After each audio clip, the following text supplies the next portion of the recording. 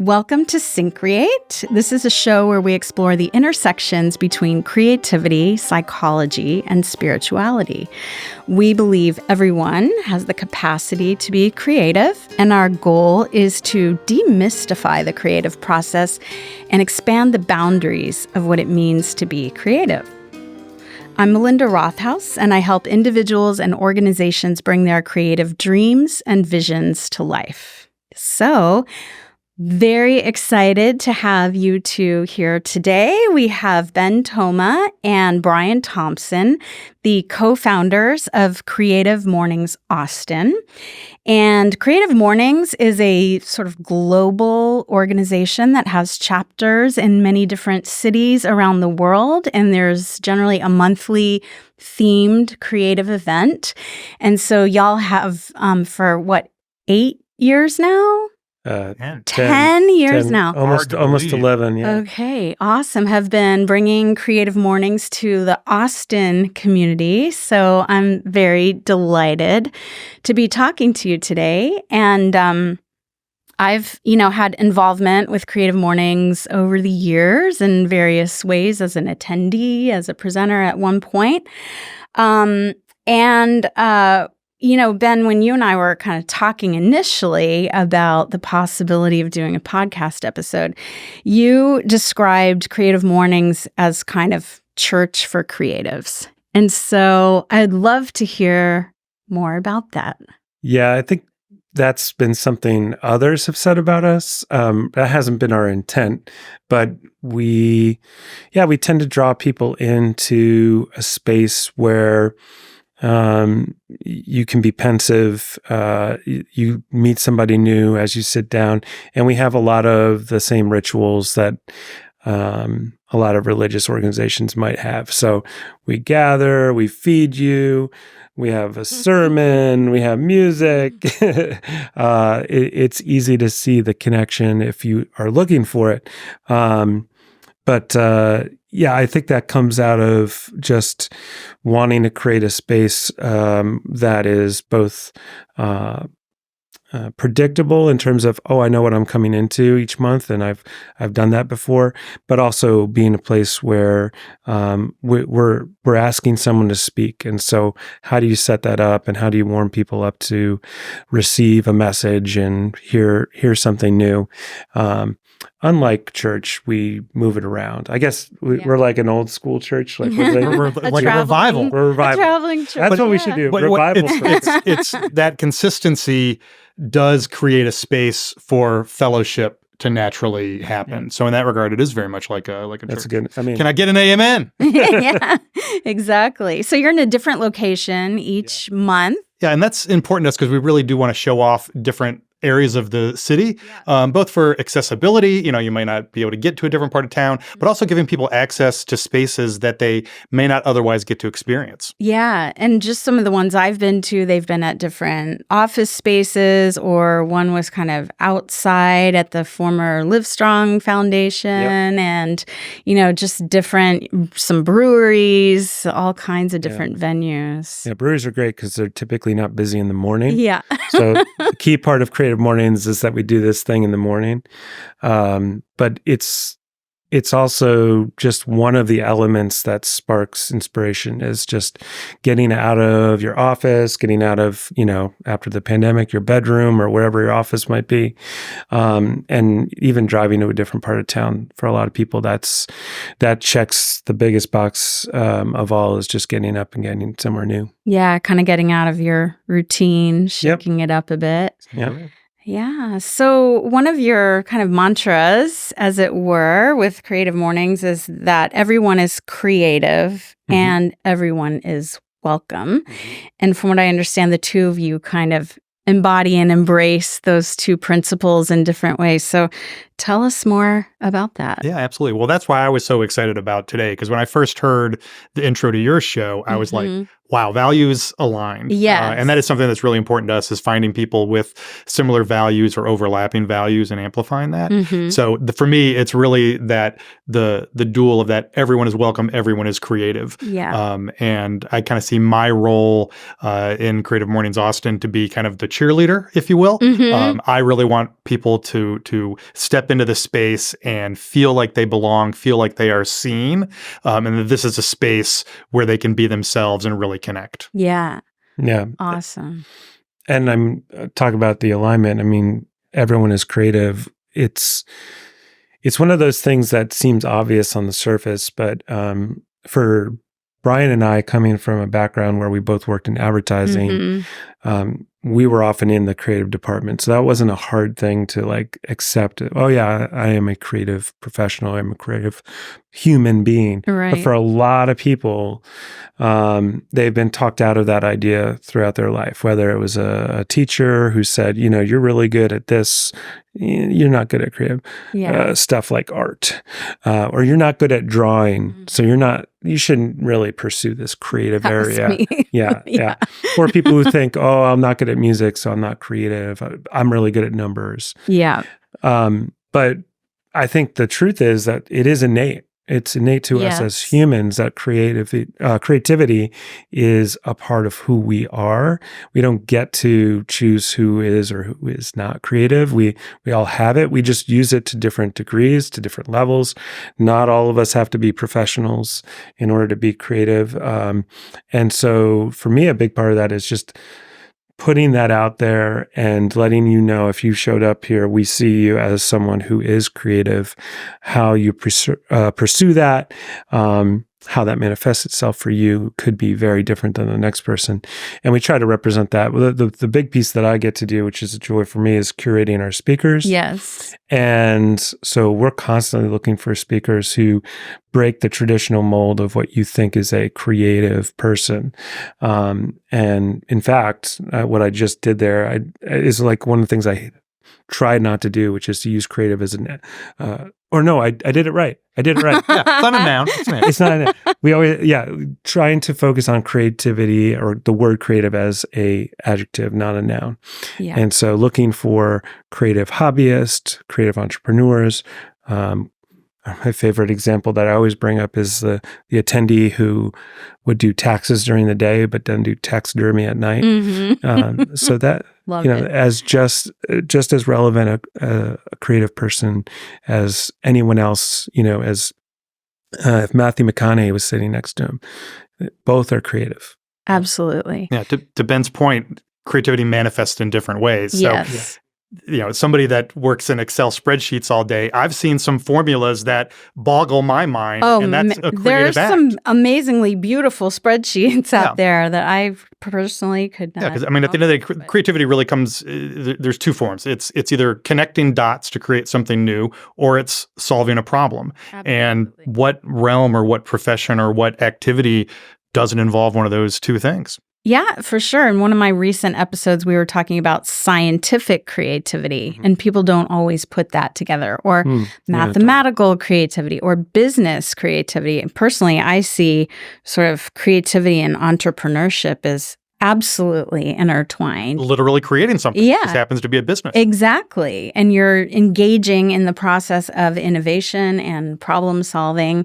But, to your point, Ben, it's amazing, how many people have these, almost sort of trauma around being told earlier in their life that they weren't creative in some way. And people really carry that. And so many people kind of go, oh, well, I'm not creative. And it's like, no, we all have that capacity. And as you said, we use it in a myriad of different ways in our daily life, So I'm curious, you were mentioning kind of the format and the speakers. So usually people arrive, there's tacos and coffee, there's a musical guest, and then a speaker, sort of a TED style talk. So how do you go about curating the speakers, and kind of what do you look for, or how do you engage in that process? Yeah, I mean, everyone's a potential speaker. If everyone is creative, everyone's a potential speaker. Exactly. So that's a good problem.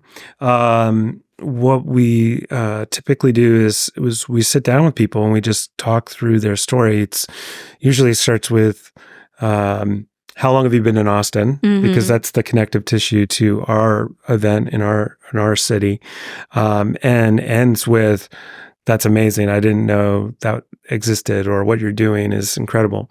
So what happens in between there is just generally a series of questions that just gets to, what is it that you do and what gets you excited? What's your creative journey like? Yeah. And then we layer in the themes that we have coming up.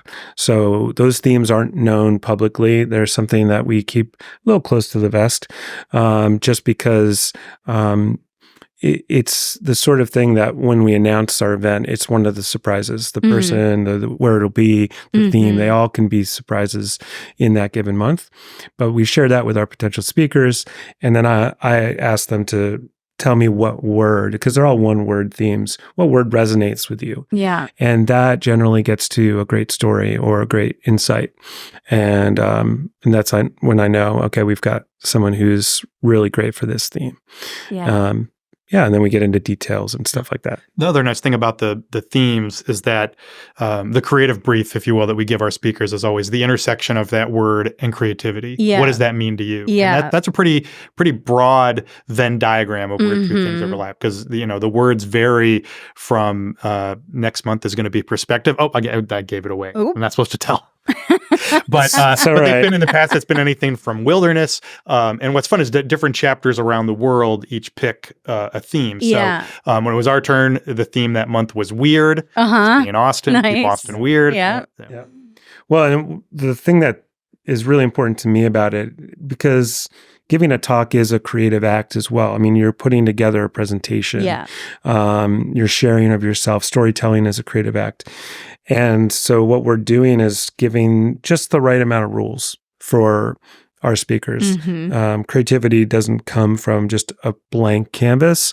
It comes from a canvas that ends and ends and ends, and then you've got to work within that. Yes. So we just try to set up those two guardrails as the always-on theme, which is creativity, and the monthly theme, which this month is native. This month is native. So creativity and native, where they intersect, and that gets a reaction out of people, both from the speaker's perspective and also I think the audience's perspective. Oh, I want to hear someone talk on that theme. I want to hear someone else's.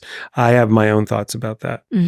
But importantly, that in the time box of 20 minutes, which is how much time you have, sets people on this proverbial road to explore and create something that stays in the lane. And that's really important, because it becomes, that creative act. You're actually not just talking about your creative journey, you're actually doing something creative by being in front of people. Those 20 minutes provide just enough structure. I mean, you could do anything you want within that 20 minutes. We don't vet the talks or approve them in advance. So one of the, like Ben mentioned the word surprise earlier, one of the surprises, you never know what you're going to get when you show up. I mean, we've had a lot of people share their personal journey or their professional journey, or where those two things overlap. But we've had people do like artistic pieces, spoken word. It really just, you never know. One speaker did his entire talk accompanied by a pianist. So people really bring their own flavor to it every time. He also took a lot of creative liberties with the time. It was a little longer than 20 minutes. Creativity, much like giving a talk, any creative act, you have to have just enough structure. Exactly. Everybody's think outside the box. Well, you have to have a box in order to get outside of it. That provides the rules. And then you can decide what rule you're going to follow or which rule you're going to bend or break. Yeah, it's often said that creativity comes out of constraints, right? And that's one thing we were kind of talking about when we were chatting about this, is that, how structure and sort of the rituals that you all incorporate into the event, how important that is. So, on the one hand, it provides a container, if you will, but then there's a lot of room to play.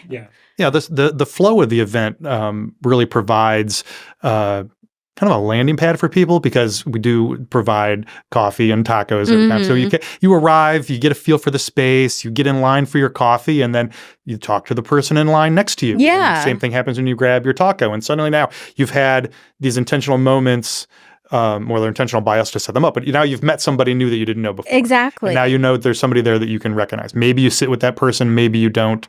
But then people, kind of mix and mingle while they're drinking their coffee, and then you find a spot to sit, and there's somebody new to talk to.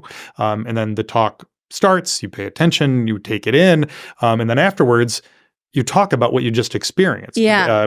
You bump into that person that you saw at the beginning again, or you see a friend or an old coworker you haven't seen in a while, and then you suddenly have something to talk about. Yeah. It's not just the usual, how are you, how have you been? Right. It's like, wow, what did you think of that or that? Here's what I took away from this experience. Totally. Yeah, one of my favorite actually Instagram posts is from a Creative Mornings where it was like, meet the person next to you and now take a selfie together. And I can't say that I've kept in touch, but we had a lovely little moment. Yeah. And I love it when that photo comes up. It's that shared experience. It's what, because we've talked a lot about what are we here for? Is it just to put on a talk and things like that? And we really want to create and cultivate community. Yeah. And we're putting that around creativity, and creativity is the one thing that could unify us. But then after the event's over, everyone who's been there has had that shared experience. So you see that person again 5 years from now, 5 minutes from now, you can at least harken back and say, oh, you were at that event too. Yeah. I remember this.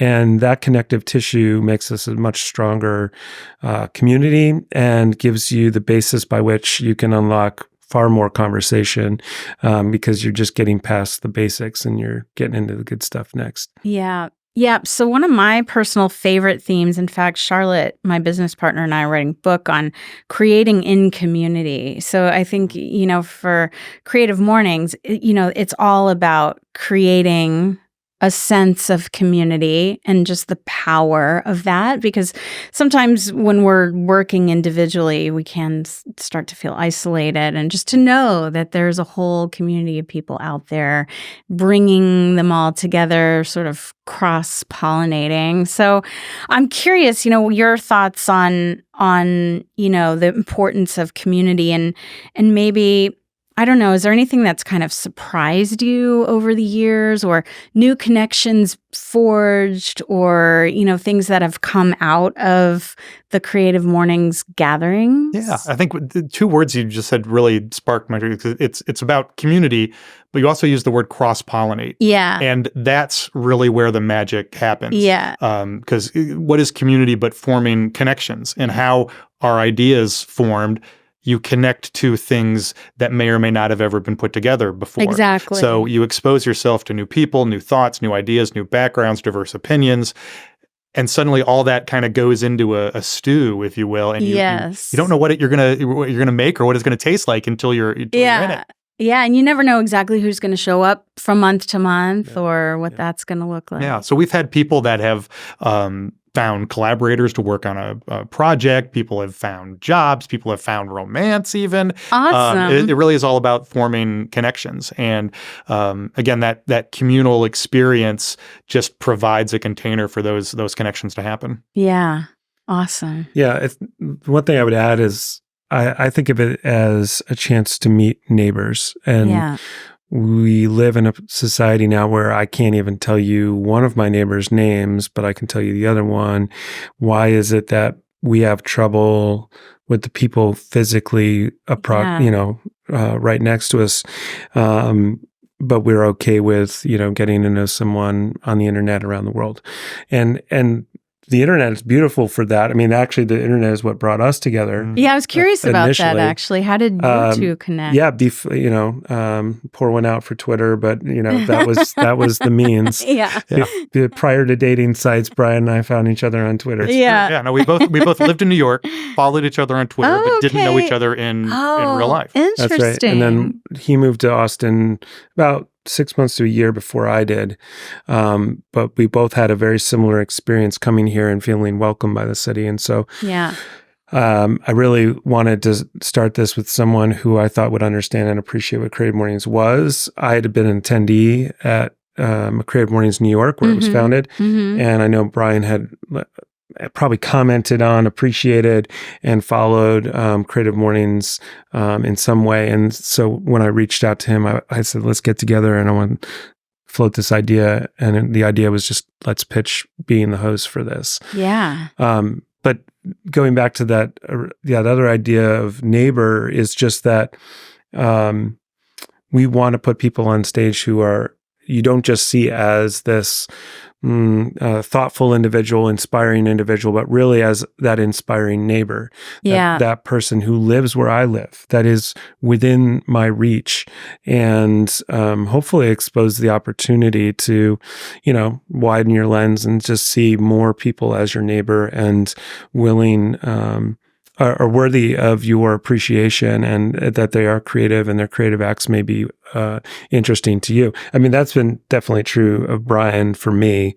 I'm constantly amazed at the things that he tackles in his own entrepreneurship, his creative writing. There's lots of ways that I see him as a creative neighbor that, doing this work together has made clear to me in ways I would never have fully appreciated if it wasn't. That's the beauty of it happening every person. month is you're meeting your neighbors literally when you grab a taco or coffee. You're seeing a neighbor up on stage, and there's this sense of, oh, if they can do that, yes, I can certainly do my thing. And what's great about Austin and Creative Mornings in general is that other people want to see you succeed. Yes. They are more than happy and absolutely willing to lift each other up. Mm-hmm. We use the phrase that, you're not just showing up for yourself, you're showing up for each other.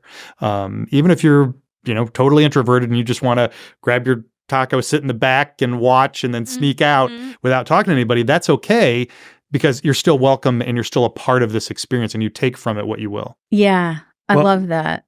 One last thought here is just, this city has grown so much in the 10 years that we've been here. And the idea that someone else is your neighbor gets harder and harder to imagine when there's just so many people here. I think we're over 1 million people proper in the city now. Yeah. And we've got just neighborhoods where people really don't leave. Like people talk about not going north of the river or south of Town Lake don't and things like that. Don't want to deal with the traffic. Don't want to have to cross on a bridge because it's a pinch point or whatever. But the reality is, that there's so much that we've experienced firsthand that feels neighborly and this city is great at. And so as we've grown, I hope that we've been able to keep that connective tissue going, or more opportunities for that connection to happen, because we saw it so evidently when we arrived. And I mean, we were big when we arrived, but Austin's just exploded since too. And especially with Austin, probably because of us. Yeah, that's it. Exactly. So because of us, so many people moved here. But Austin and us obviously attract a certain caliber of people. People that want to be a part of this energy. People that want to create things and make things and live a life that Austin lets you be a part of. And that energy feeds on itself. Every person you meet is another opportunity to learn something new or find a spark, and you don't know where that's going to lead you next. Yeah. And I love this because it speaks to me to the theme of, this has come up in some of the episodes recently where, kind of in the maybe wider mainstream world, there's, at least in our society in general, there's so much emphasis on competition, right? Getting ahead. And to me, I think what is so important and so enlivening about creativity is collaboration and supporting each other. And like what you said earlier, we want everyone to succeed. And look, we're all here together and we can inspire each other and we can learn from each other's stories and maybe find collaborators. And, it's so much more, to me, satisfying and enriching if you approach things and creative work in that way, rather than like, oh, I've got this idea and I can't tell anyone else about it because they might steal it, or, something like that. So ideas are just out there in the ether. They find a home, and if that home isn't with you, they're going to find that idea is going to go to somebody else. Right. So just put it out in the world because you don't know what's going to happen. But, exactly. And one thing leads to another. Once you start putting something out there, maybe you find collaborators or people who are interested in doing the same thing, or like, oh, I can support you in this way, or I can support you in that way, or I know someone you should talk to. Have you thought about this? Yeah, absolutely. Yeah. I mean, we have both worked in advertising. I think advertising did a great job of teaching me that you have to just pump out ideas at a fairly high clip, because that's what the industry demands, at least when you're an art director or copywriter like we were.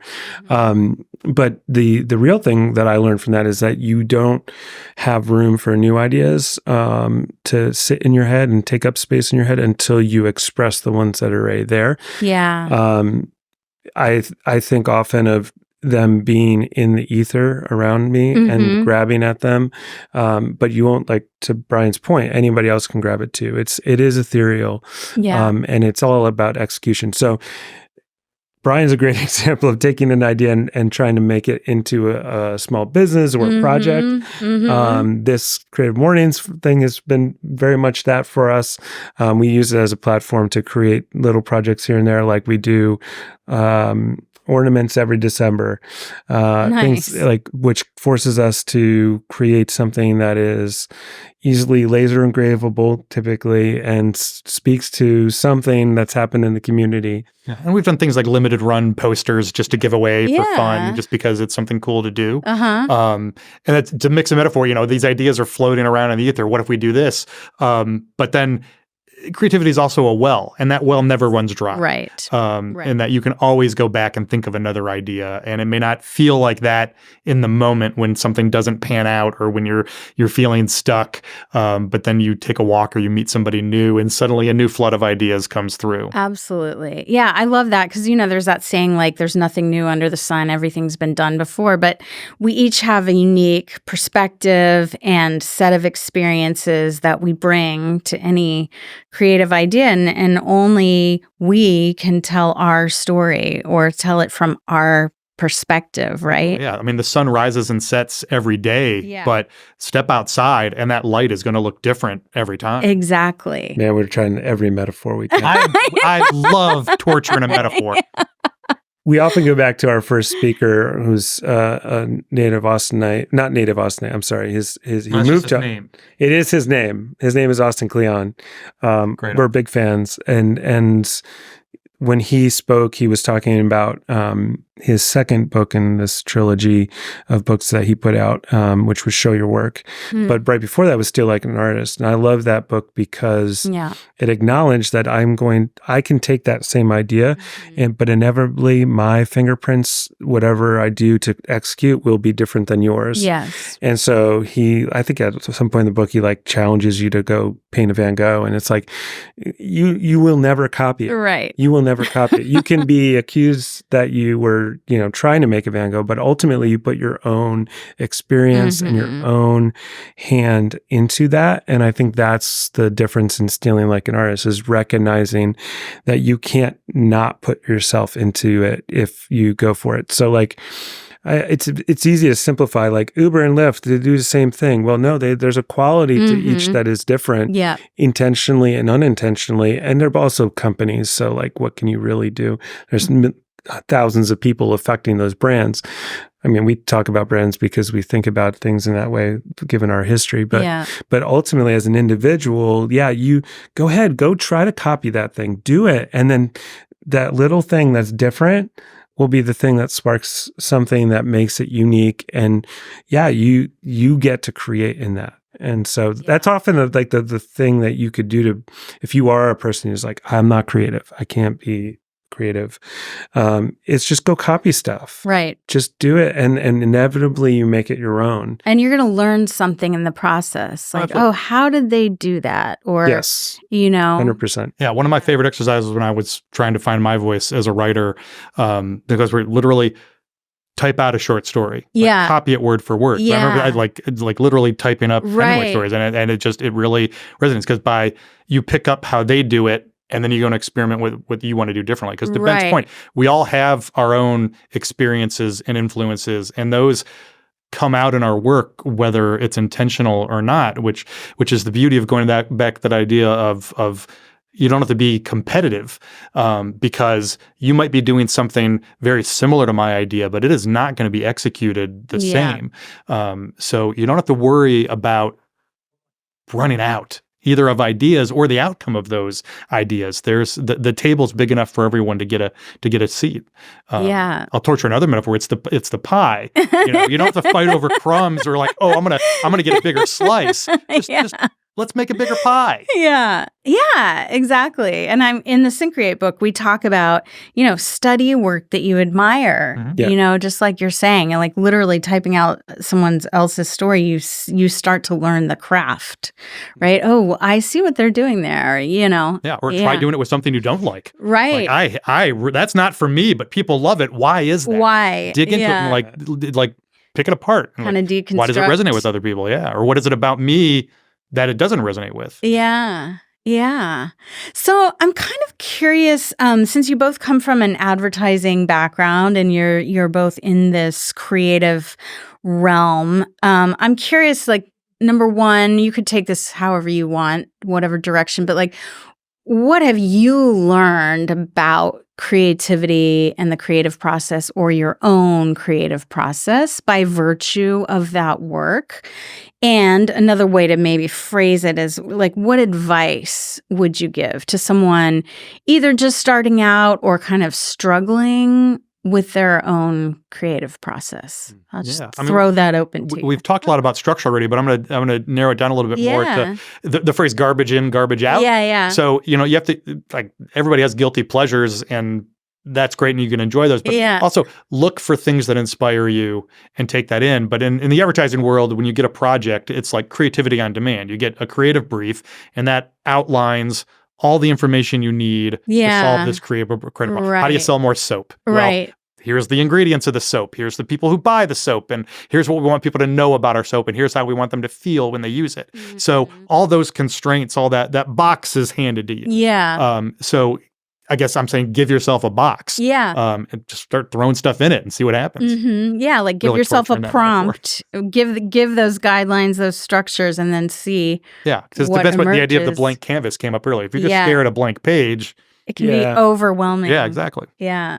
Yeah, I mean, so many times in advertising, being on the receiving end of a creative brief, you'd go, yeah, that's like 3 too many rules. Like, there is the opposite where it's like, well, here's the solution. You just wrote the headline in the brief. Here it is. Or this is garbage. You're going to get garbage out. So let's challenge those assumptions. Let's challenge those rules. Yeah. I think, I think as students, we were taught to make spec work, which was to make up the brief and make up. And so you can certainly do that for yourself, not in an advertising capacity. You could say, if you want to try making a podcast, here's the audience I want to talk to. Here's the format. Here's the time, et cetera. Mm-hmm.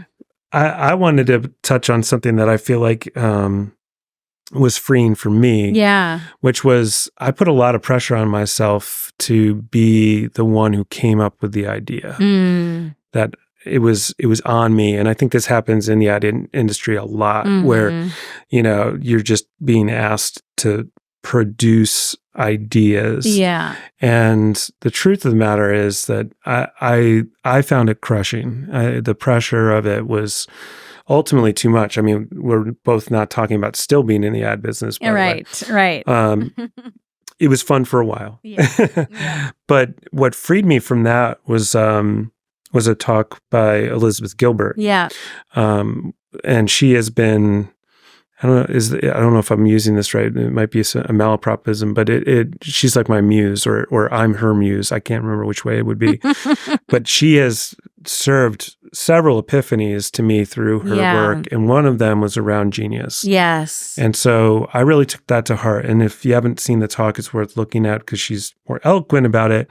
She's also more accomplished than I am. But she talks about the looking to the root of genius, and that coming from the Greeks.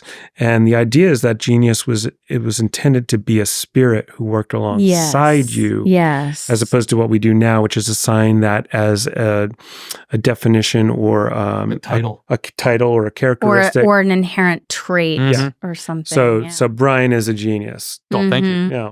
No, sorry, Brian. if you listen to I mean, no, Liz, I'm not. I mean, yeah, no, the truth is that, she talks about it from her writing perspective, where she talked to her genius. She anthropomorphized the genius. Yes. And I think that is a good way to do it, actually. But I really thought about that and bought into it, and it freed me of the pressure and of feeling like it was all on me. It was all on my shoulders to go create something. Instead, you have to show up and do work. Yeah. And if that collaboration between spirit and you is present, then something bigger and better will happen. And I think the thing for me is that the truth of that spirit is the things that you surround yourself with, whether it's the books you read, the movies you watch, the places you go, the food you eat, the people you commune with. All of that makes up your spirit and your shared or the experience that your spirit and you have. And all of that is available to you when you're doing the work. Yes. So you got to sit down at the typewriter or the computer or the laptop. You have to sit at the easel. You have to sit at Photoshop. You have to get in front of the microphone, whatever it is that you're trying to use as your creative tools. And you have to be willing to just go to work and then do enough outside of work to create a very robust spirit to work alongside you. Yeah. And realize that that spirit has all the choice in the world, whether it wants to work with you right then or not. So I think she says, like, I'm going to be here for 8 hours. If you'd like to show up and work with me, that'd be great. Exactly. And so for her, speaking to it was helpful. Yeah. I haven't gotten to that point where I've had to do that. Yeah. But I think for me, there's just truth in removing that pressure, remove that idea. Way I think of it is like, I just say it about people who people will say, Kanye is a genius. And I just go, Kanye is not a genius. And I just state that. And that helps free me of the idea, like, no, he is not a genius. He's working with his genius a lot, and clearly not other times. Right. Exactly. And then there's two things that really are salient to me about that. Number one is, creativity is all about making associations between things. So the more kind of richness we have in our environment and our interactions and what we're reading and listening to, and that then those ideas are constantly brewing in our minds. So we have that to draw from, and then we got to actually just sit down and do the thing and create the conditions for the muse or the genius or whatever it is to land in our space. Yeah. And that's, I think, one thing a lot of people struggle with, right? Oh, there's so much going on in life and so many responsibilities, and, carving out that time to the other thing and do the work. That relates back to us is find yourself a partner who doesn't have exactly the same life. Yes. Because they bring their muse, they bring their spirit with them, and it just grows the experiences that you're drawing from. And Brian said it earlier, like, creativity is just putting two things together that may have never been joined before. Well, that comes from those shared experiences, comes from those disparate experiences. And one of the good things about advertising was it taught me, at least, that, work with a partner. Yeah. And you have, like, even just being in a session where you talk through things, and there's a mutual respect and an appreciation for the skills that the other person has, you just get to a better place. And so the way I've done that recently, besides working with Brian on Creative Mornings, is actually having an accountability partner for writing just LinkedIn posts. Yeah. Just having someone that I meet up with once a week, and we write posts together, and then we like each other's posts so that we can help the algorithm out. Lift each other up. Yeah, lift each other up. For sure. But it would, he edits mine, I edit his. And so giving yourself some kind of partner who's may just be an accountability partner, but ultimately is a partner in the work. Like, he's writing about very different things than I'm writing about. So we don't have to make the same thing. Right. Yeah. Exactly. And what that does, it's another way of creating accountability, but it forces you to be present. Yes. So whether you're talking to another person or that creative spirit that's guiding you, you have to find that focus and, like, now I'm doing the work. And it doesn't have to be 8 hours a day. It could be the 5 minutes while you're loading the dishwasher. Use if that's the the carb time you're you able have. to The carve time out. you have. Exactly. But it's about, now I'm going to focus on this. Yeah. And you can be amazingly productive actually in short spurts. And then just Having kids taught me that. yes, Gone exactly. is the luxury of time. Yeah. It's like I've got, when they were younger, it's like somebody just fell asleep. I've got a half an hour to Right. get everything done that needs to be done. Yeah. And that includes the dishes and the project I'm on deadline for. Yeah. And that really teaches you to kind of cut out the BS, if you will. And like, I'm going to put in the work, and maybe the outcome is something that works, and maybe it doesn't, but I've carved out that time to put the focus into it, and it's gotten me a step Exactly. closer to where I need to be. Yeah. Yeah, that's great. All great tips. Accountability, partnership, the synergy of collaboration. Yeah. So I'm mindful of our time, which is flying by, but I kind of want to end. Well, anything else you want to add to the conversation that we haven't touched on yet related to creative mornings, creative process, what y'all are up to beyond creative mornings? Anything else to share there? Yeah. Should we go personal? You want to do that? Yeah. Love All right. to. Well, Ben's alluded to, I love a good side hustle. Yeah. Because again, we have these ideas and you Yep. just throw them out into the world. So Ben mentioned the ornaments we do every year. I have a laser engraving side hustle. Oh, nice. Where I have a laser engraving machine and I just make stuff. I put a lot of logos on coasters. And that's just a fun avenue where it's not something I ever thought was going to turn into a side business, but it was a project that just grew over time into a life of its own. So be open to those ideas because you don't know where they're gonna lead. And then, our past careers. Wait a minute, hold on. Lasersmakeitawesome.com. If you need your logo engraved on a coaster or perhaps wooden nickels to give away as tokens for buy one, get one free deals, go to lasersmakeitawesome.com. Brian We'll put loves that in to the make show a new notes. business with a cool name. So. Yeah. I can't do anything unless I come up with a name. So Exactly. That's another trick. You have to figure out what gets you excited about a project and focus on that first. And give, to your point about give it a handle. Yeah. Yeah, something and that just you putting can- a name 'Cause to then it, it- does help you focus. Yeah, and it gives you the ability to talk about it. It's like, oh, here you just have the little story. So that's a side hustle I've had for years. What my focus has always been copywriting. That's long career in advertising. So if somebody wants to give me a pile of money to come up with ideas for them or hear some great words, always happy to do that. Brandwriter.com. There you go. Nice. But it's funny. I used to have notebooks where I would just scribble down random ideas. Yeah. And then years ago, and still to this day, now I just have a random idea and I buy the URL for it. So I think this is true of a lot Always of creative a people good these days where practice. you have URLs that maybe nothing will come of it, but you've got that gem there waiting Just for you. in If case. you ever want to come back to it. Totally. Yeah. How about you, Ben? Yeah, I don't have side hustles that I do. I'm actually the guy who says you don't have to make your hobby a job. That's okay. Also true. It is also true. Also true. So yeah, I mean, I was just trying to think about what I should share. I think the only thing I would add to all of this is that putting time into things that you care about, being a volunteer for many things in my past and currently. It's the thing that sustains me when I'm working on the hard stuff. So I think being a volunteer has been my life lesson, is that it's meant more to me than any money that I've received. Absolutely. So money's great though. Money's oxygen. Yeah, we love money. Yeah. Do the oxygen thing because that's a great. You want to tell me? metaphor. Well, so this is something that I one of my truths, which is that money is oxygen, and it's again not something I thought of. It's just something that You stole it. I stole it. I didn't even put my own mark to this one. I just repeat it constantly to let people know. But yeah, I'm job hunting right now, and so this is a point where the money isn't flowing, and so I'm very aware of the fact that it is like oxygen and it feels a little bit more like gasping than I would want it to for that.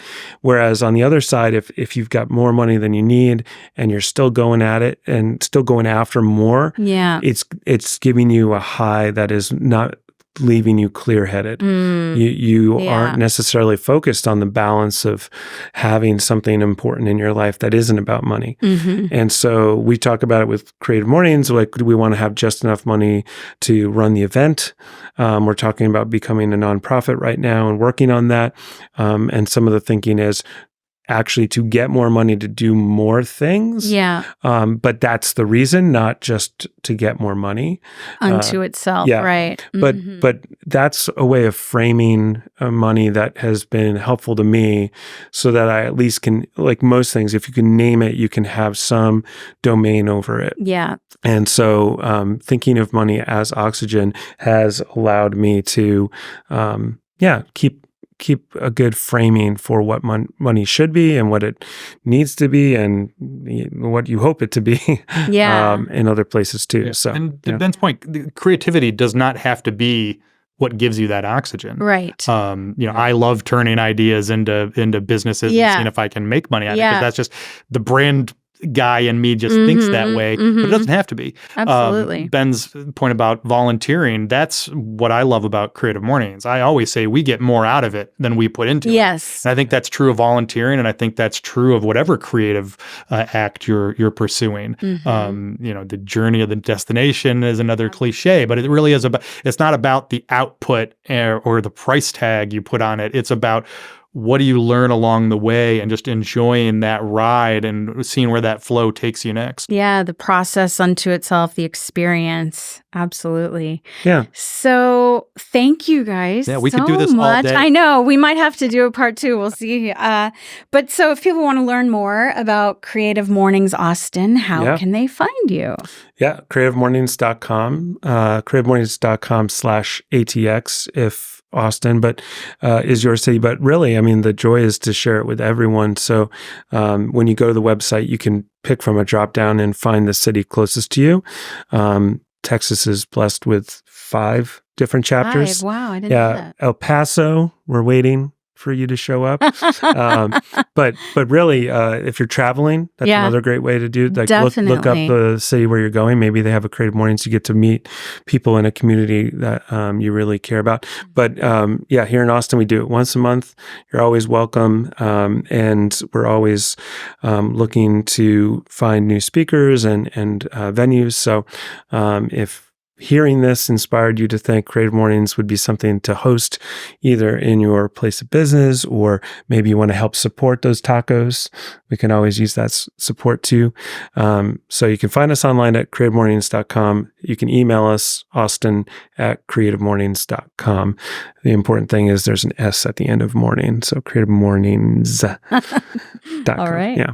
Perfect. Awesome. Well, thank you so much. This has been really nice. It's been great. So at Syncreate, we're here to support your creative endeavors. So if you have an idea for a project or a new venture, please reach out to us for one-on-one coaching or join our Syncreate 2024 coaching group. It's a 6-month coaching group that starts in April. And you can find the podcast on all the major podcast channels and on YouTube. We're on social media. So find us, connect, subscribe. And the podcast is produced here at Record ATX Studios in Austin, and with collaboration from Mike Osborne at 14th Street Studios. So thank